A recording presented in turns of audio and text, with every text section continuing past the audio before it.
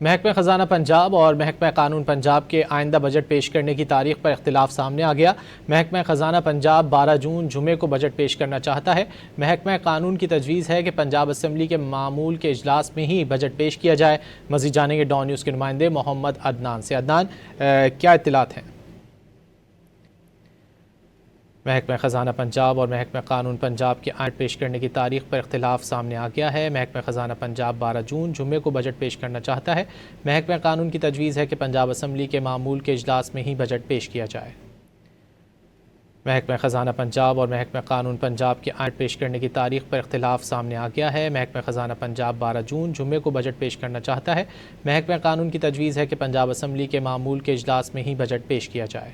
महकमा ख़ज़ाना पंजाब और महकमा कानून पंजाब के आइंदा बजट पेश करने की तारीख पर इख्तिलाफ सामने आ गया।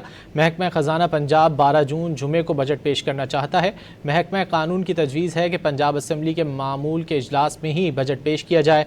मज़ीद जानेंगे डॉन न्यूज़ के नुमाइंदे मोहम्मद अदनान से। अदनान, क्या इत्तलात हैं?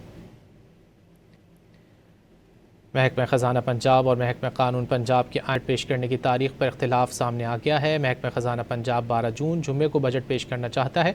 महकमा कानून की तजवीज़ है कि पंजाब असम्बली के मामूल के इजलास में ही बजट पेश किया जाए।